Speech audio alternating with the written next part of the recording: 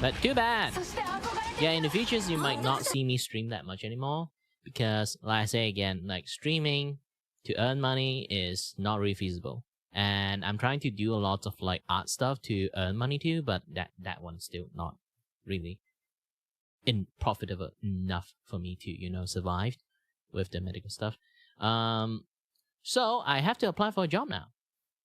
And right now I try to apply as a retail salesman, to be honest.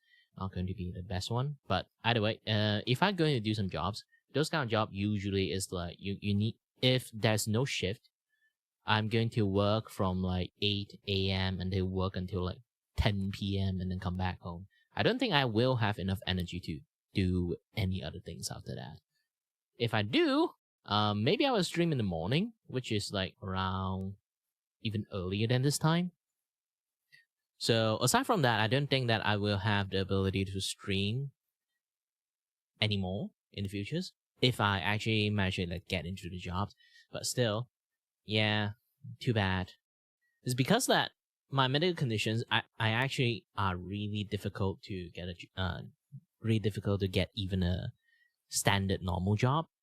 If you guys don't know what's wrong with me, is basically that the blood vessel in both my ears is a little bit too long, and it kind of like tangle up with my nervous system with the ears. So I can feel my heartbeat in the most unimaginable way. Basically, it's like a disruption. It will always disrupt my signal from my ears going to my brain. Despite my ears is actually a perfectly healthy ear. And like I say again, my ears is perfectly healthy. It's just the you know, like the signal that traveled to my brain. In the middle of it, it got disrupted. So my brain is actually really numb because it was keep like bombarding with like lots of like misinformations and like, you know, like basically a lot of like garbage signal just added into it while I'm hearing stuff. So if my brain become like too numb about it, I can hear stuff, but I can't really register the word. And it also gave me vertigo. I also have tinnitus because of it. The ears basically, I can feel the ringing. It's not like my ear is ringing. I feel the ringing ingrained into my brain. And it actually really like strained up my eyes. So right now, the inside of my eyes is, I went to check the doctors for the eyes last time because like my vision is actually keep going out of focus and blurry despite I have the correct prescriptions. And they told me that the inside of my eyes has been stressed out so much to the point, despite I'm just on my, around the time, I was just on my late 20. Right now I'm 30 years already. In my late 20, around the time, my eyes already, what they said has been the inside, the sign, like how they see the nerve ending, like the wall of the eyeball, this and that, yeah, that stuff. It's like an eyeball of a 80 years old. So my condition actually do not just disrupt me in the neurological way, because at the end it's brain. So it does, it affect the balance, it affect like how you adjust your eyesight, this and that, yeah, that stuff. So it affects a lot of things inside my body too. With that thing keeps stressing up my body up, because like in order to move my body, I have to use extra effort to do any other things. It have aged up my body in a way that is like, it's really hard to explain. So practically it's just that my condition age up my internal organ a lot. So I'm 30 years old now, I have like the standard behavior of a person who is at his like 50s or 60s. And I might not have bone issues, like, you know, like those kind of people who have like a lot, I have back pain, oh, I have leg pain. I don't really have that. It's just that my internal organ is aged up. It's not my physical body. It's not my muscle that age up. Yeah, essentially you can't really help it. Not even my family understand my conditions. No matter how many times I talk about this kind of stuff to them, either they are like in constant denial that I have issues, it's just skill issues at that point, or you know, they just like refuse to believe I'm actually like non-functioning at this point. But technically I am functioning. See, I'm moving, I'm talking, I'm dancing. It still works. I still technically can function. That's the worst part. Is on surface level, I'm looking like a normal person. Like I say, it's my internal that got messed up. It's not physically you can see I got messed up. So a lot of people, they would try their best to believe that I have no issues. Or try to gaslight the shit out of me that I have no issues. Even the doctors back in the days, they tried to gaslight the shit out of me. Like, I think too much about my conditions. Until later on, they have been like checking my conditions for like 2 years. They'd be like, oh no, this guy really has some issues. And then they took an MRI on me and then noticed like, oh, you have this one tiny issues that is actually not going to kill you. It's just annoy the shit out of you. Somehow it stressed your body so much that it like very, very long period amount of time, to the point that it like your body's like, since I'm starting to get close to 30 around that time, so my body's starting to unable to like withstand the stress that this condition gave me. So I'm starting to be unable to adjust to it, this and that, that stuff. This is why I starting to have like lots of issues once I hit like 25 and stuff like that. But yeah, and then like they found out about that, but they can't really help me because like this thing is like I say again, it's blood vessel tangled up with my nervous systems. Even, and it's like very, very, very, very like tiny stuff. So the only thing that affect me is just disoriented the information going to my brain. So it doesn't really, it's not really killing me. It's not inconveniencing me in a massive way. It's just like imagine like you wearing a shoe that's like a stone inside your shoes. That is the issues. You essentially can remove the stone, I think, but you can't find the stone because it's so tiny. You felt the stone and you just say, it's going to be fine. And then that stone kind of like fucked up your walking because you keep trying to not step too hard, like on the, like with that leg, the shoe with the stone. So you always use your right leg more than left leg. So in the future, you just fuck up your right leg because you never really use your left leg that much when you walk. Like something like that. This is like something that happened to me right now. Basically, once you have like something that inconvenience you, your body learns to adjust from it and try the best not to avoid like issues. But in order to do how your body like adjusted, avoid the issues, it stresses out the other part of your body. And then once long enough, it will starting to have a lot of early signs of issues that will kind of like really in a way that hurts you, but not exactly killing you, not exactly to make you feel pain and stuff. It's just your body starting to slowly do not listen to you. Like sometimes my brain goes so numb to a point, I feel like my entire body movement have a delay. Yeah, even that I talk so much about this, like it's not something that lots of people can kind of like get too understanding at this point, because like I explain a lot of time with my family, they might understand, and then like after a few days they kind of forgot like those are things because I look fine. Because even right now, like you look at my face, it's like I look exactly just like a normal person, so I'm fine. Nobody would guess that I'm not fine inside. Yeah, that's the thing.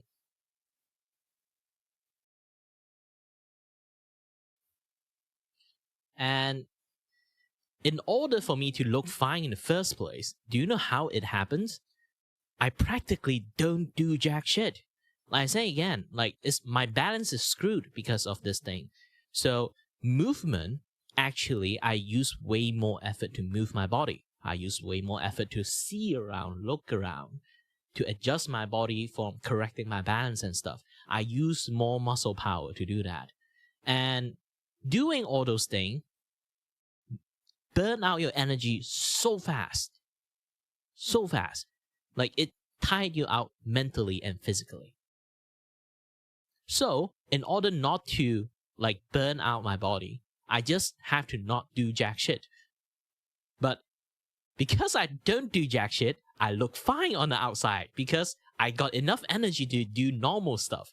But if I decided to spend all my energy to power through like working, I don't think I will have like, imagine like people already like just do standard work, they're already that tired. For me, it's like ×2 for that.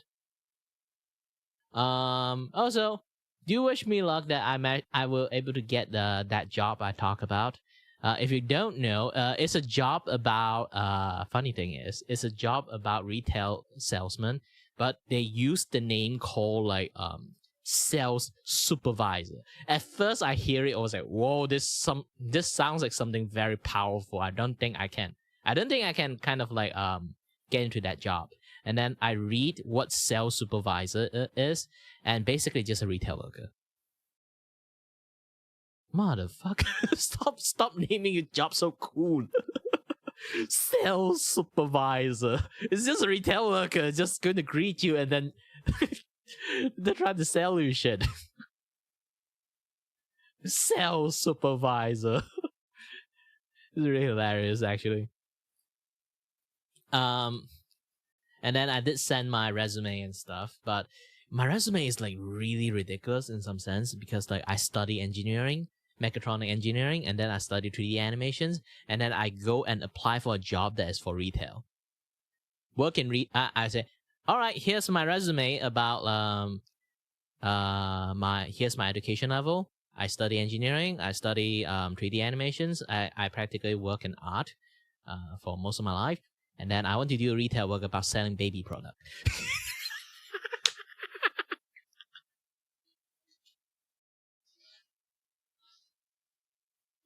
And that is hilarious.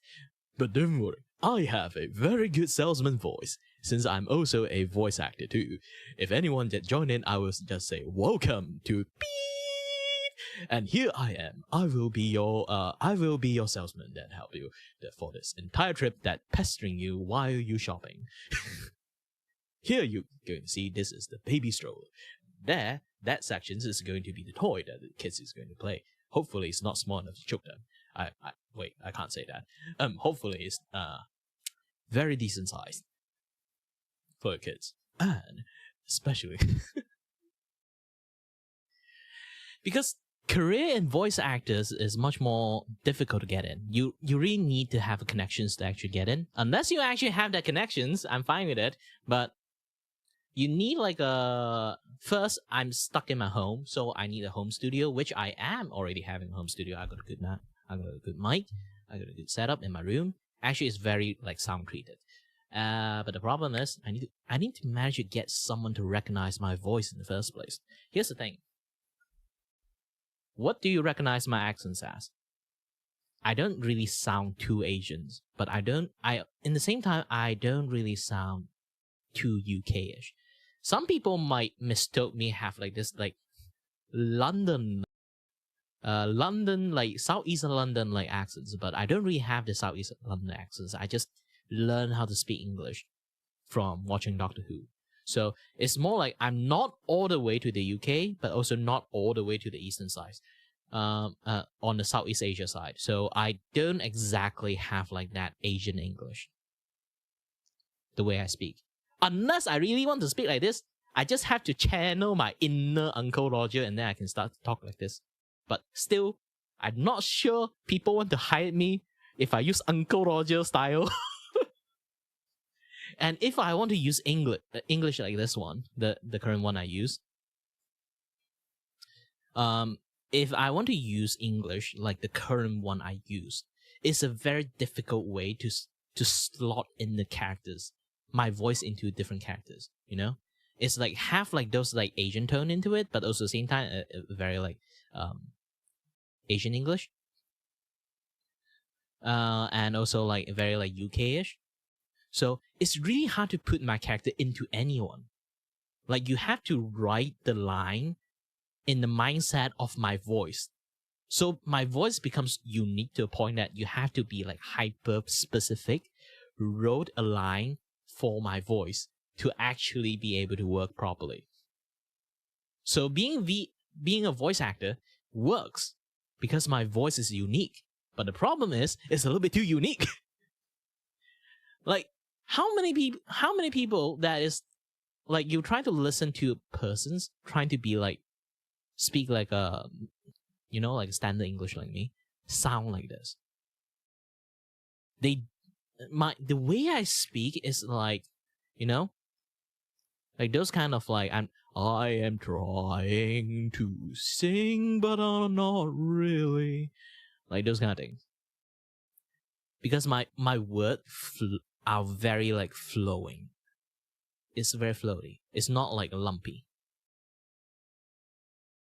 So it's not fully exact, like talking like, those kind of London accents, but also same time, I don't really speak a very like Uncle Roger style, unless every single time, here's the funny thing. Every single time I go for auditions for a role, I will audition with this voice and then this voice. Yes, I can do many different voice, but if this first take will be this voice, and then the second take will be on this voice, and then the third take I will always use this voice. Even they don't like it, maybe they can figure out, hey, we have an Asian character that can put in this, we can call him in.